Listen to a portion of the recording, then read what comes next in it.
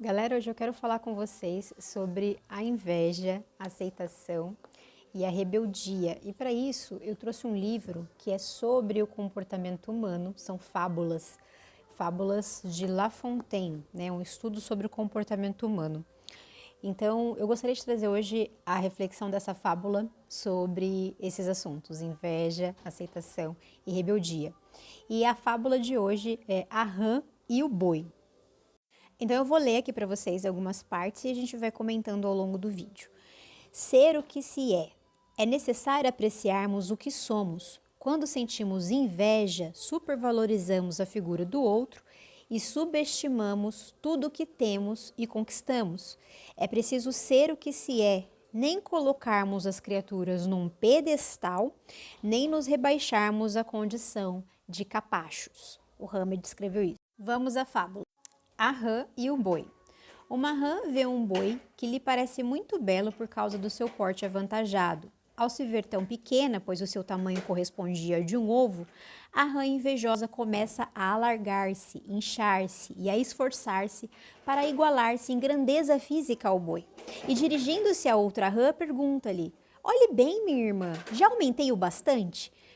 Absolutamente não, respondeu a companheira. E agora? Insiste a invejosa. Já estou parecida com ele? De maneira alguma, confirmou a outra. A rã estufou mais um pouco e perguntou novamente. E agora? Então, como estou? Você nem sequer chega perto dele.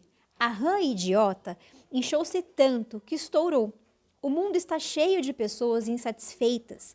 Todo burguês quer construir um palácio. Qualquer príncipezinho tem embaixadores.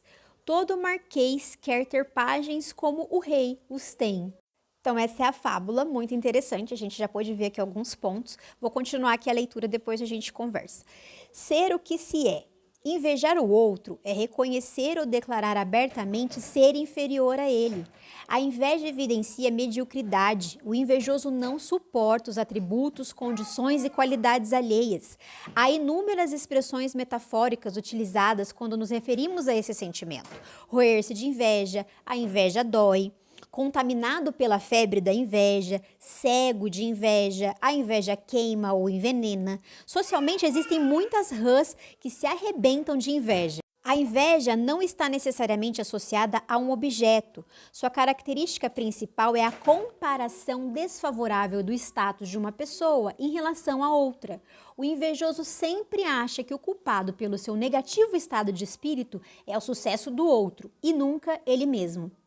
É necessário apreciarmos o que somos. Quando sentimos inveja, supervalorizamos a figura do outro, subestimamos tudo o que temos e conquistamos. É preciso ser o que se é, nem colocarmos as criaturas num pedestal, nem nos rebaixarmos à condição de capachos.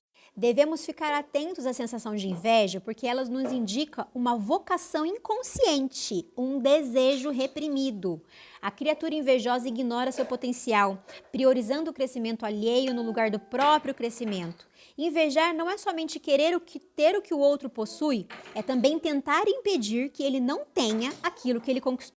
A literatura psicanalítica diz que o sentimento de inferioridade existente na intimidade do invejoso é uma manifestação de conflito entre o eu real e o eu ideal, entre o que a criatura é e o que ela gostaria de ser, entre o que a criatura faz ou sente e o que ela pensa que deveria fazer ou sentir.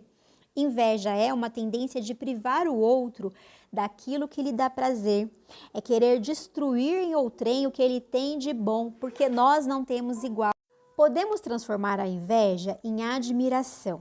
É muito benéfico e útil a nós mesmos essa mudança. Em vez de cobiçarmos o outro pelo que ele é, tentemos encará-lo como uma meta ou um padrão a ser seguido. Então aqui, gente, os conceitos chaves, né, como eu falei, de aceitação, complexo de inferioridade e a rebeldia. A aceitação é a gente admitir quem nós realmente somos, né? Admitir aquilo que realmente nós temos de peculiar, de diferente, porque cada ser humano é único, cada ser humano veio ao mundo para entregar algo diferente, só tem você de você mesmo. Então, não adianta você querer imitar o outro, fazer igual, sabe? Parecer com o outro. Você pode até ter uma modelação, você pode até se basear, se espelhar, para que você seja melhor, mas você é você e você tem as suas qualidades próprias. E é isso, é essa busca interior que a gente tem que fazer, buscar essas nossas qualidades que são só nossas.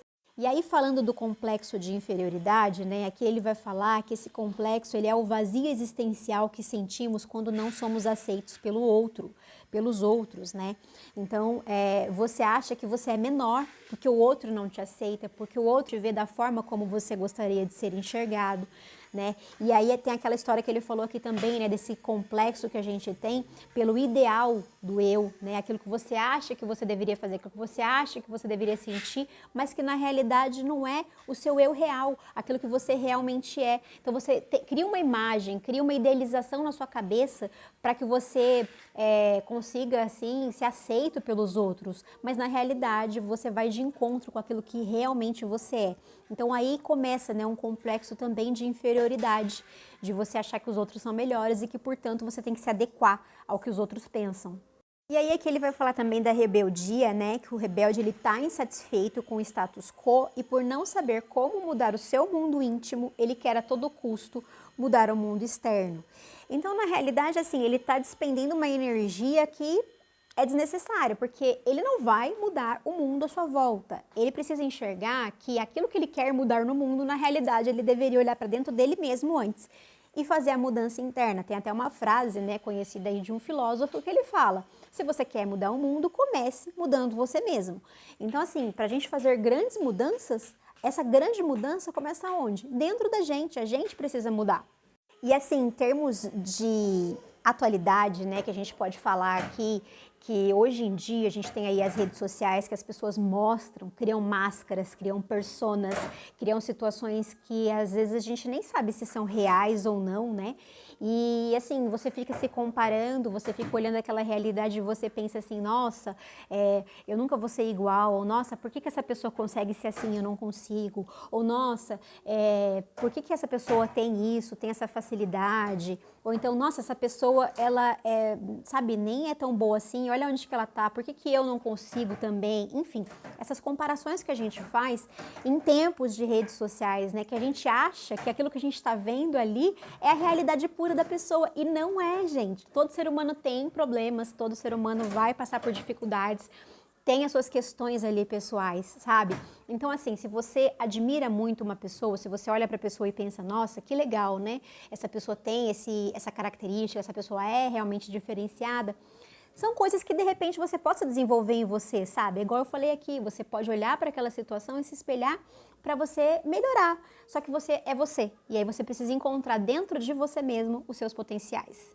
Então me diz, você já vivenciou alguma situação assim, em que você sentiu que de repente podia ser inveja?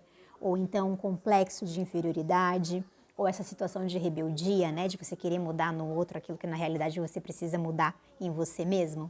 Me diz aqui, comenta aqui para eu saber, né? Para a gente poder papear aí e entender como é que a gente pode, de fato, melhorar, né? Como é que a gente pode, de fato, aceitar essas nossas partes, integrar essas nossas partes, para que nós possamos ser seres humanos cada vez melhores, mais completos, mais inteiros, né? A gente nunca vai ser perfeito, gente. A ideia não é essa, tá? Não é a perfeição, mas é a integração das nossas partes, daquelas piores partes que a gente tem dentro da gente, que às vezes a gente reprime, esconde, não quer ver, e também das melhores partes que a gente tem também estão guardadas aí dentro de você, dentro de mim, dentro de todos nós, são os nossos potenciais. Então é muito importante a gente refletir sobre isso. Comenta aqui se esse vídeo fez sentido, salva, encaminha aí para os seus conhecidos e vamos compartilhar essas ideias de autoconhecimento para que a gente possa cada vez mais se conhecer.